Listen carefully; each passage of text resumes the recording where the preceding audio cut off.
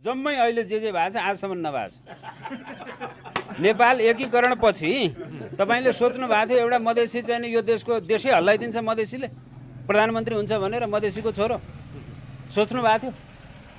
चुनावमा जाँदा तपाईँले सोच्नु भएको थियो यो देशमा त्यो चाहिँ के अरे उहाँ महोत्तरीमा जन्मिएको काठमाडौँतिर मेयर भएको चाहिँ नि बालेन शाह, उहाँ झापाको चाहिँ नि त्यत्रो चाहिँ नि केपी ओलीकै भाषामा चाहिँ जम्मै सम्भ्रान्त बसेको ठाउँमा लप्पै घोडा चढ्छ भनेर त्यसपछि गएर तपाईँलाई म अर्को भन्छु, तपाईँको चाहिँ नि 40 वर्ष मुनिका चाहिँ नि मान्छेको क्याबिनेटमा यत्रो जमात हुन्छ सोच्नु भएको थियो?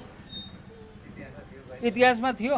25 वर्ष उमेर भर्खर पुगेका मान्छे कतिजना संसदमा छन् सोच्नु भएको थियो?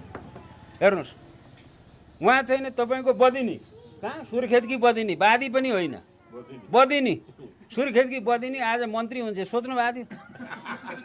सब सम्भव तपाईँलाई म के भन्छु भने तपाईँले जे हिजो सोच्नु भएको थियो नि, जे हिजो देख्नु भएको थियो त्यो केही पनि छैन, सबै नयाँ छ। अघि नै भनिसक्नुभयो छैन, राजदूतलाई चाहिँ प्रधानमन्त्रीले यसरी भेटेको 48 साल यता देख्नु भएको थियो? बालुवाटारमा कोही मान्छे पस्न दिन्न भनेर प्रधानमन्त्रीले भने सुन्नु भएको थियो?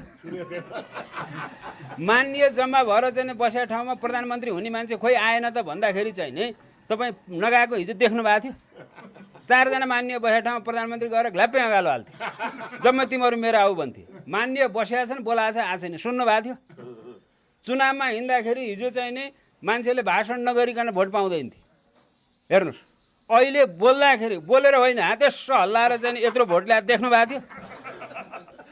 माला लाउँदाखेरि तपाईँको माला थापेर जम्मै आँखा छोपिसक्यो, अझै यसो गरेर हिँडिरहेको देख्नु भएको थियो। माला फुत्तै चाहिँ फालिदिएको देख्नु भएको थियो?